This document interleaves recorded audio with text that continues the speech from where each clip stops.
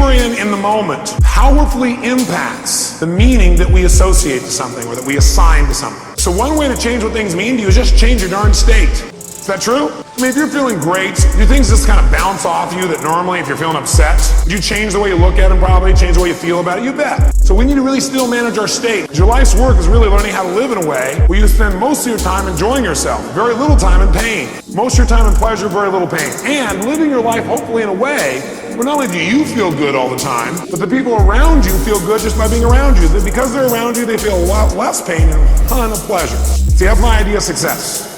Success is when you learn to live your life in a way where you experience tons of pleasure every day and almost no pain. And simultaneously, where the way you live also causes the people around you to experience very little pain and tons of pleasure. Then you know you're really successful. Because if you feel good and nobody else does, you're a failure. Now, that doesn't mean you go around and try and make everybody feel good. Some people have an investment in feeling bad because they think feeling bad equals feeling good. Are there people that believe that? Yes or no? Yeah, because they think if I feel bad, then people will notice me or they'll love me more, or they'll help me more, I'll get more attention, which means feeling good. People have weird crap they work inside their head about how to get to feeling good. Some people think I'm gonna feel good when I make $1 billion. Some people are like, when I have this, this, and this, and I get married, have these many children, this and this, then I'll feel good. Some people have, well, I'll feel good if I feel bad, because then people notice me and make me feel good. Or you could just like choose to feel good. Which one do you think might be a more intelligent approach? Because who's in control there? You are. You don't have to worry about the environment. By the way, when you're feeling good, it tends to make you want to feel even better. It makes you share good feelings with other people, which makes them feel good, which makes them reciprocate usually. Not always, but usually. Kind of nice. So the bottom line is we got to manage our state still. And as a reminder, as far as that's concerned, changing state means change the meaning. And the way you can do it is either by changing your what? Anybody remember from last session? Change your what? Change your what? Change your physiology. Physiology, again, means the way you move, the way you breathe, your facial expressions, your gestures. The way you use your body determines the way you feel. You gotta remember that for the rest of your life. If you're not feeling the way you wanna feel, first thing you do is just change the way you're moving. Emotion is created by what? Motion. Emotion is created by motion. You have 50 muscles in your face. A slight change in any of these muscles will radically change the way you feel. Remember we did this last time, I think. What I'd like you to do right now, real quick, is create some tension in your body, some tension, then put a big, huge smile on your face while you're doing it and notice how it feels. How many feel somewhat excited when you feel this? Let me see your hands. You know why? Excitement has tension in it. The only difference is you send a different biochemistry into your body.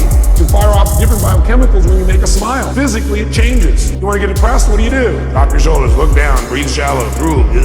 Change the way you move. Some people have limited emotions because they have limited motion. They're trying to express their feelings and they go, I have something important I want to share with you. Hear me, feel me, I am man. Feel this? Versus, listen to me. Come on, let's make this happen. Let's do this. Do you understand what I'm talking about here? The more emotion you have, the more emotion you have. And there's certain emotions you're not feeling because you're not making certain movements happen in your face. You want to change that. You want to go for more. See, did I mention to you last time when we talk about how certain people live together for a long time begin to look like each other? Did I mention it? Do you remember why? Because in order to be in rapport, we like people like us. So we mirror back similar facial expressions. We do it enough and they literally mold our muscles to be in that way. We use those kinds of emotions on an ongoing basis. A lot of people look like their dog. I don't have the explanation for that one. I don't know if they're mirroring in that case, right? They're trying to pick somebody like it, right? See, the thing we got to realize is we got to control our physiology. So throughout this day, as last time, I want you to remember to live at level 10. You remember what that means? Living at level 10 means what you got to do is ask yourself on a scale from 0 to 10, where's my level of energy? 0 is dead, 10 is unstoppable. Which level is going to allow you to get more out of this weekend? Which one? 10, without a doubt. If nothing else happens from you coming to these fortune programs, but every time you get here, you demand from yourself for 4 days to live at level 10. You think you might develop a little stronger emotional muscle, yes or no? And pretty soon what used to be hard to do, like demanding 10, is the way you live. It's easy. It's like you can live that way easy, no problem. Now you go home and you live at that level. Does that impact your patience, yes or no? Does that impact each other in the office, yes or no? Does it impact your home life? Does that impact those ecstasy ideas we had about the relationship at home? Yes. See, if you're level 10 every time with your personal relationship, would that enhance it, yes or no? So how do you determine whether you're at 10 or not? You decide to go there, and the way you decide to go there is you gotta ask yourself on a regular basis, where am I? See, I found the more you measure something, the better it gets. But if you don't measure it, you're not gonna do well. If you set a goal on New Year's Eve, and then you check next New Year's, you're in trouble, because you had one correction. It was at the end of the year, it's too late. Once a month, you got a better chance. Once a week, you can really have. Once a day, you won't have a bad year, you won't have a bad month. The worst you have is a bad day. The more we measure, the better we get. So what we've got to do is ask ourselves, where are we on a scale from 0 to 10? Where are you right now on a scale from 0 to 10? Sit right now like you would if you're at level 10. Yeah, that's clear, you weren't at 10 then, isn't it? Come on, sit the way you'd be at level 10. I mean, absolutely, totally energized, excited, having fun, being outrageous, playful. Sit the way you'd be sitting right now if you're level 10. Come on. And oh, you're not at 10. Come on. Come on, this is not 10. Let me see 10 here. Come on, even more energy. Come on. Most of you would probably have to make some noise or do something with your body to get to level 10. Come on, wake your body up. Come on, come on, come on, come on, come on. Come on, wake your body up, come on! Come on! Come on! Now, this is level 10. Now, go to level 2. And imagine trying to learn in this pace for the next 3 days. Go back to level 10. Come on, go, go, go, go, go, go, go, go. Come on, come on, come on, come on, come on, come on, come on, come on, come on, come on. Now, I want you to commit you're not going to drop below level 8 for the rest of the weekend. Are you willing to do that? Yes or no? Yes or no? Great. Now, if it's tough to stay at level 10, you want to push yourself to level 20. So just as a reminder, stand up. Remember how we do this? We put ourselves in a yes state. All remember what that means? Good. And what I want you to do right now is take off your jacket.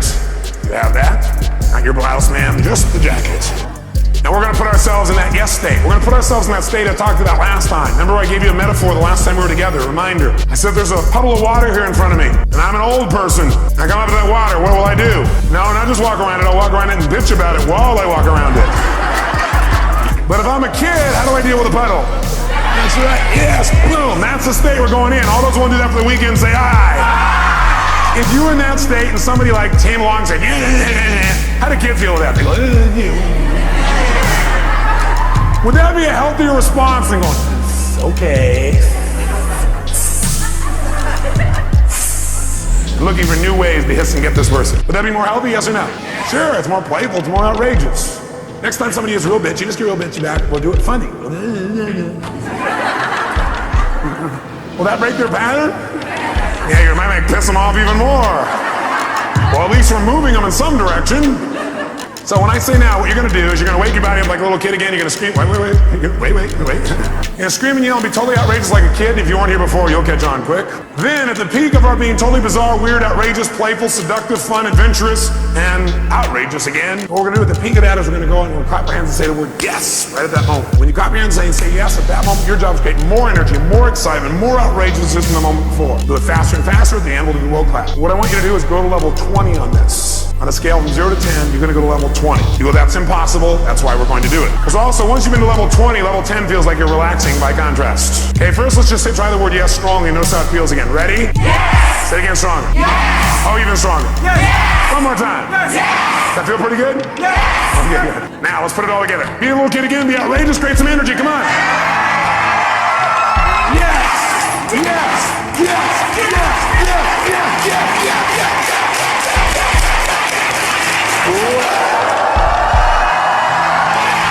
Now, how many of you are now at level 3? Now some of you here for the first time going, what have I gotten myself into? It's a cult! It's the yes cult. Now how do you get a muscle? You push yourself beyond what's comfortable and you do it consistently. And that creates growth. So we're gonna do it again. I barely survived the first one. Let's try it again. Ready? Wake your body up. Be outrageous. Come on. Yes! Yes! Yes! Yes!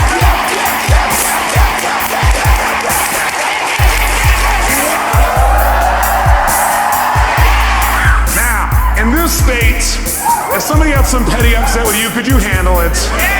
Great. They can get a bouncing hug from the person next to you and grab a seat.